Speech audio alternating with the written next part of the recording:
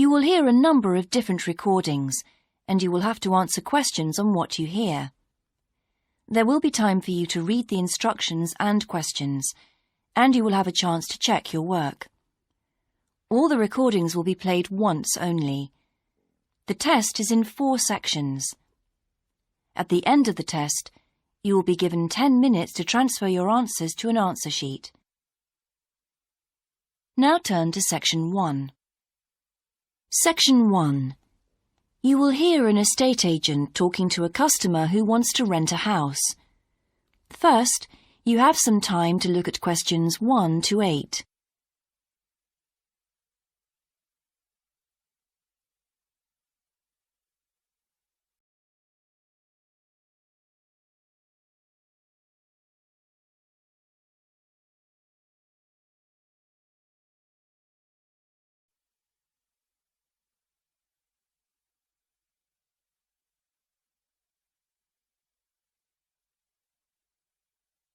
You will see that there is an example that has been done for you. On this occasion only, the conversation relating to this will be played first. Good morning. How can I help you? Hello. I'm interested in renting a house somewhere in the town. Right. Could I have your name, please? Yes, it's Stephen Godfrey.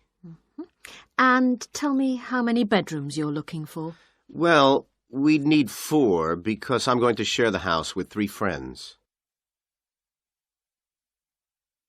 The number of bedrooms needed is 4, so 4 has been written in the space. Now we shall begin. You should answer the questions as you listen, because you will not hear the recording a second time. Listen carefully and answer questions 1 to 8. Good morning. How can I help you? Hello. I'm interested in renting a house somewhere in the town. Right. Could I have your name, please? Yes, it's Stephen Godfrey. And tell me how many bedrooms you're looking for. Well, we'd need 4 because I'm going to share the house with 3 friends. OK. There are several of that size on our books. They mostly belong to families who are working abroad at the moment. What about the location? It'd be nice to be central. Oh, that might be difficult, as most houses of that size are in the suburbs. Still, there are a few. What's your upper limit for the rent? We'd like something around £500 a month, but we could go up to £600 if we have to. But we can't go beyond that. Do you know how long you want to rent the house for? The minimum let is 6 months, as you probably realise.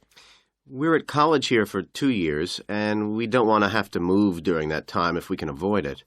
Right. And how soon do you want to move in? All our lets start on the 1st of the month.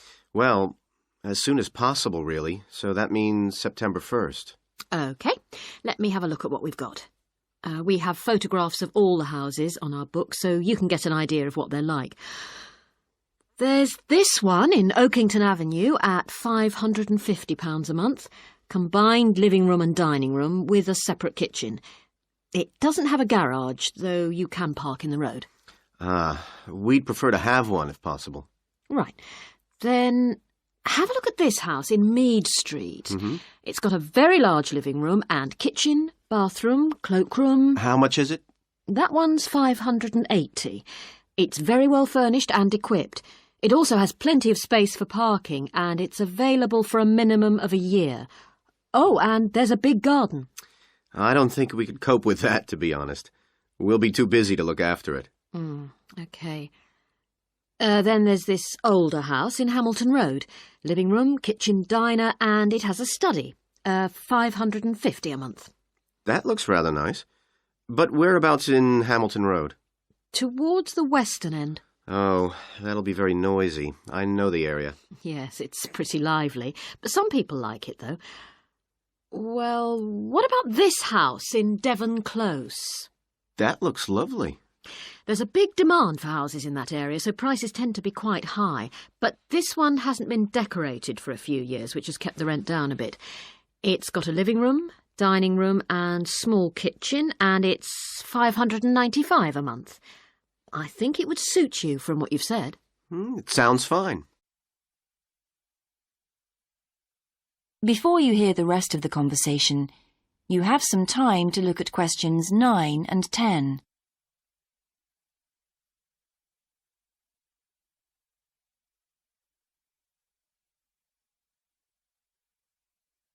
Now listen and answer questions 9 and 10.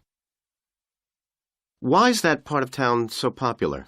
Well, there's a big scheme to improve the district, and it'll soon have the best facilities for miles around. What sort of thing? There's a big sports centre under construction, which will be very impressive when it's finished. In fact, the swimming pool's already opened, ahead of schedule, and it's attracting a lot of people. What about cinemas? Are there any in the area? The only one closed down last year, and it's now in the process of being converted into a film museum. The local people are trying to get a new cinema added to the scheme. I think I heard something about a plan to replace the existing concert hall with a larger one.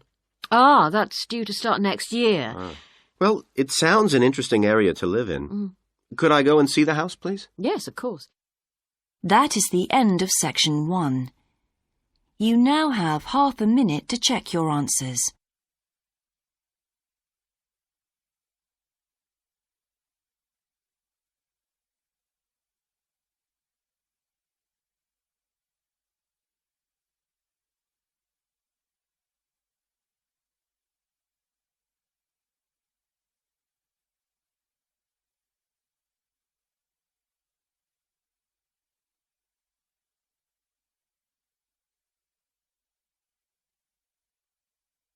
Now turn to section 2.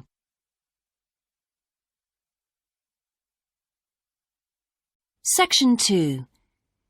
You will hear a man talking on the radio about a national arts centre. First, you have some time to look at questions 11 to 16.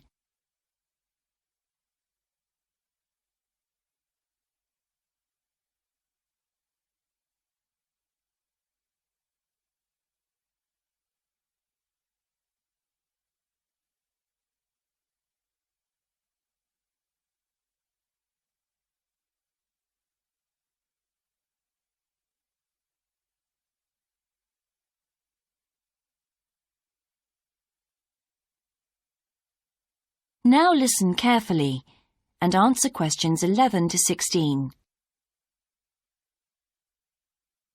Hello, and welcome to Focus on the Arts. I'm your host, Dave Green, and this is your very own local radio programme. Every Friday evening, we put the spotlight on different arts and culture facilities and look at the shows and events that are on offer in the coming week. And today, the focus is on the National Arts Centre. Now, if you don't already know it yourself, I'm sure you've all heard of it. It's famous throughout the world as one of the major venues for classical music. But did you know that it's actually much more than just a place to hear concerts? The centre itself is a huge complex that caters for a great range of arts. Under a single roof it houses concert rooms, theatres, cinemas, art galleries and a wonderful public library, as well as service facilities including 3 restaurants and a bookshop. So, at any one time, the choice of entertainment there is simply enormous. So, how did they manage to build such a big arts complex right in the heart of the city? Well, the area was completely destroyed by bombs during the war in 1940. So the opportunity was taken to create a cultural centre that would be what they called the city's gift to the nation. Of course, it took a while for such a big project to get started, but it was planned in the 60s, built in the 70s, and eventually opened to the public in 1983. Ever since then, it has proved to be a great success. It's not privately owned, like many arts centres, but is still in public hands. It's run by the City Council. Both our National Symphony Orchestra and National Theatre Company were involved in the planning of the project, and they're now based there, giving regular performances every week. And as the centre is open 363 days of the year, there are plenty of performances to choose from. Before you hear the rest of the broadcast, you have some time to look at questions 17 to 20.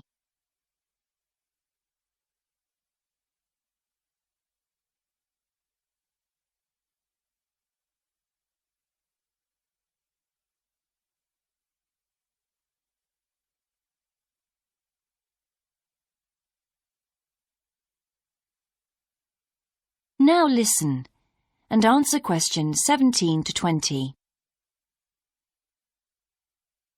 So, to give you some idea of what's on, and to help you choose from the many possibilities, we've made a selection of the star attractions.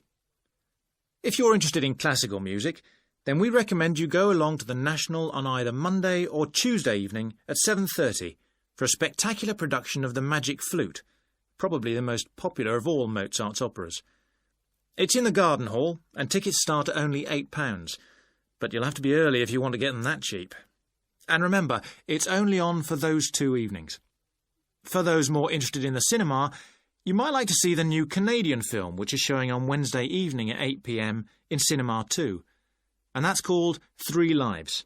It's had fantastic reviews, and tickets cost just £4.50, which is a reduction on the usual price of £5.50. So, it's really good value, especially for such a great movie.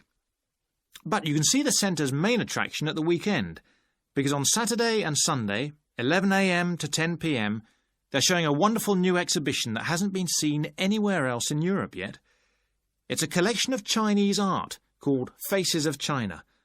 That's in Gallery 1, and it has some really fascinating paintings and sculptures by leading artists from all over China.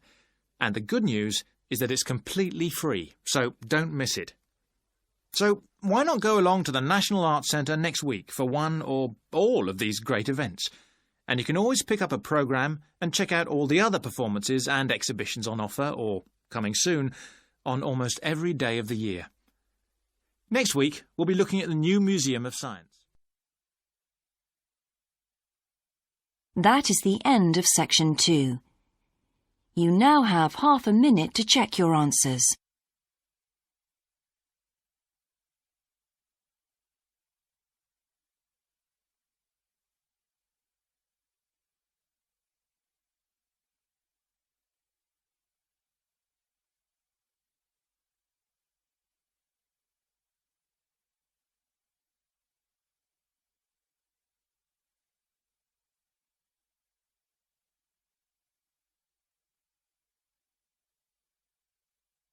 Now turn to Section 3. Section 3. You will hear a university tutor and a new student called Paul discussing Paul's work experience and Latin American Studies course. First, you have some time to look at questions 21 to 26.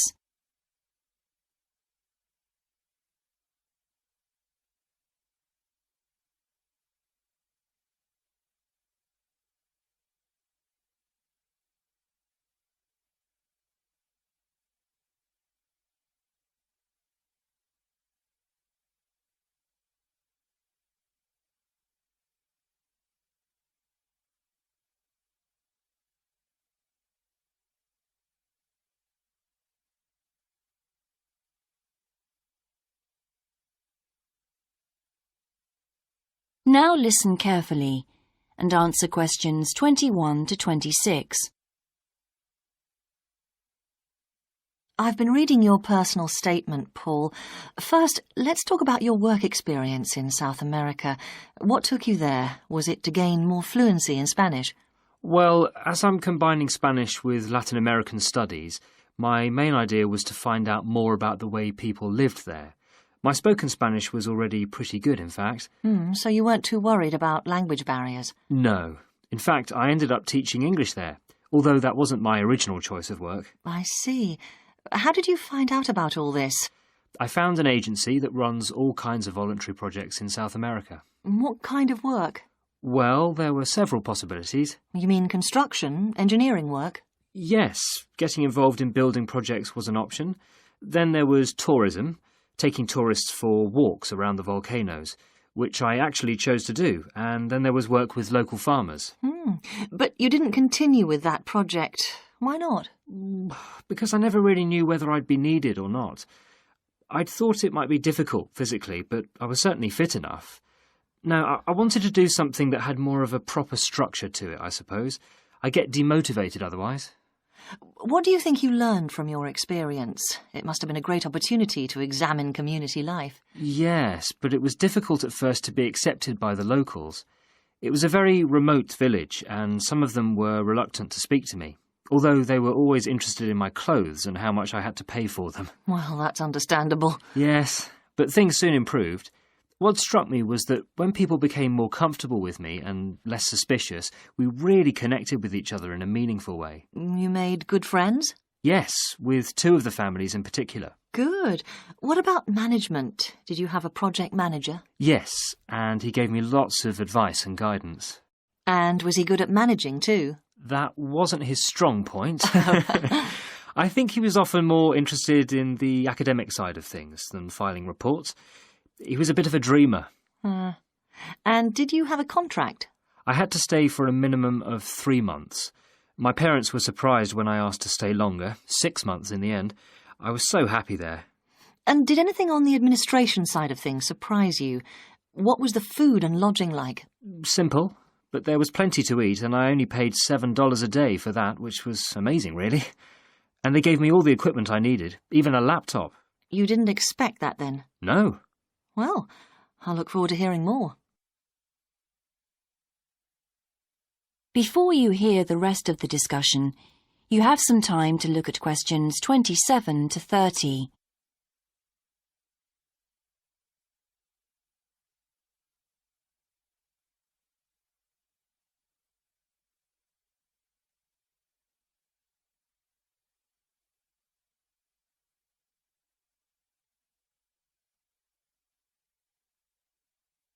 Now listen and answer questions 27 to 30. But now let's look at these modules. You'll need to start thinking about which ones you'll definitely want to study. The first one here is Gender Studies in Latin America. It looks at how gender analysis is reconfiguring civil society in Latin America. Women are increasingly occupying positions in government and in other elected leadership positions in Latin America. I think you'd find it interesting. If it was to do with people in the villages rather than those in the public sphere, I would. OK. What about second language acquisition? Do you think I'd find that useful? Well, you've had some practical experience in the field. I think it would be. I hadn't thought about that. I'll put that down as a definite then. OK. What about Indigenous women's lives? That sounds appropriate. I thought so too, but I looked at last year's exam questions and that changed my mind. Don't judge the value of the course on that. Maybe talk to some other students first, and we can talk about it again later. OK. Yes, and lastly, will you sign up for Portuguese lessons? My Spanish is good, so would I find that module easy? Not necessarily. Some people find that Spanish interferes with learning Portuguese, getting the accent right too. It's quite different in a lot of ways. Well, I'd much sooner do something else then. All right. Now, what we need to do is make a... That is the end of section 3. You now have half a minute to check your answers.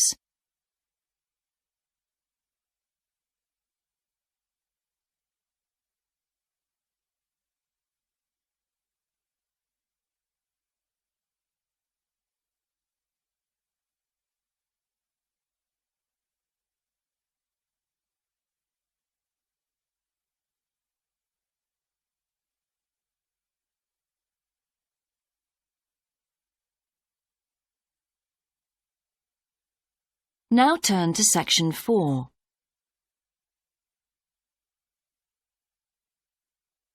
Section 4. You will hear a lecture about success in business systems. First, you have some time to look at questions 31 to 40.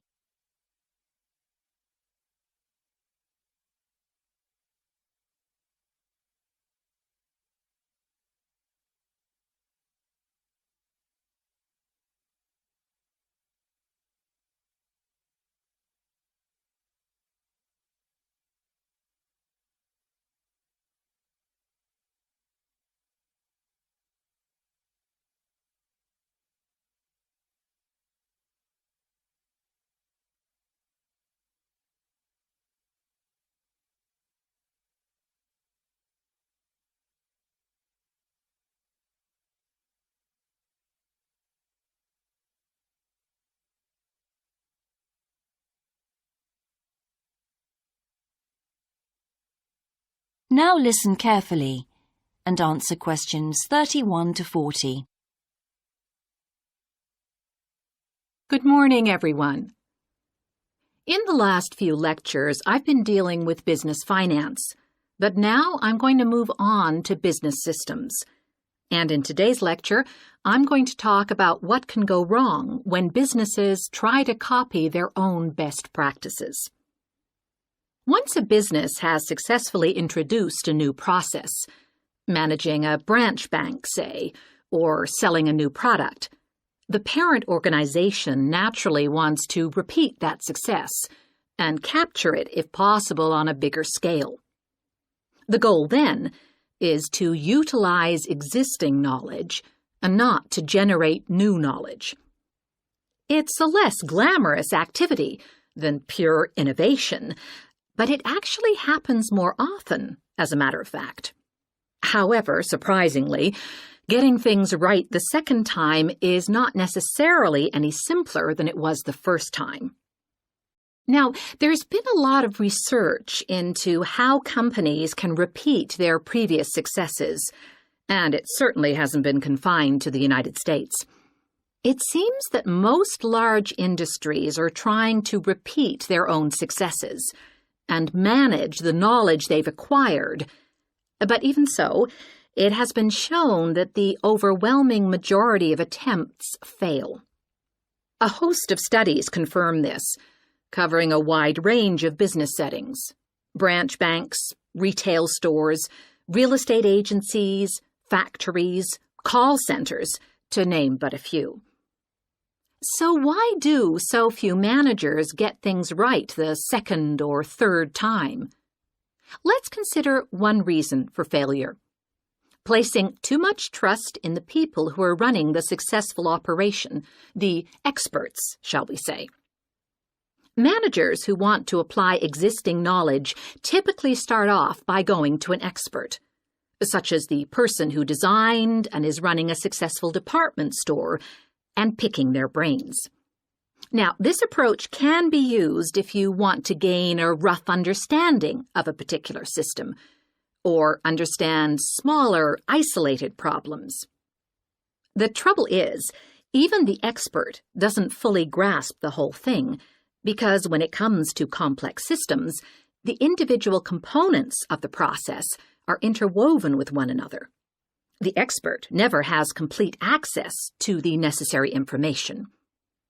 And the situation's complicated even further by the fact that experts are usually not aware of their own ignorance. The ignorance can take various forms.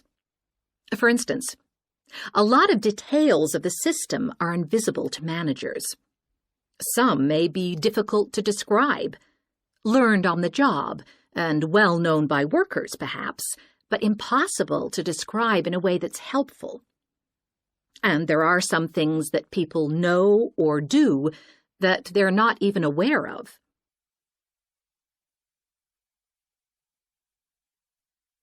Now, let's consider two types of mistake that can occur when a manager actually starts to set up a duplicate system to replicate a successful process.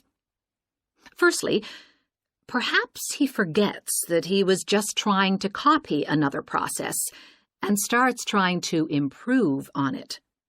Another mistake is trying to use the best parts of various different systems in the hope of creating the perfect combination.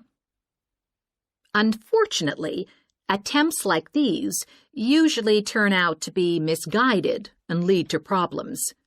Why? Well, for various reasons. Perhaps there weren't really any advantages after all, because the information wasn't accurate. Or perhaps the business settings weren't really comparable. More typically, the advantages are real enough, but there are also disadvantages that have been overlooked. For example, the modifications might compromise safety in some way. So, what's the solution? Well, I don't intend to suggest that it's easy to get things right the second time. It's not. But the underlying problem has more to do with attitudes than the actual difficulty of the task, and there are ways of getting it right. These involve adjusting attitudes, first of all. Being more realistic and cautious, really. Secondly, they involve exerting strict controls on the organizational and operational systems. And this, in turn, means copying the original as closely as possible. Not merely duplicating the physical characteristics of the factory, but also duplicating the skills that the original employees had. Reliance on a template like this offers the huge advantage of built-in consistency. That is the end of section 4. You now have half a minute to check your answers.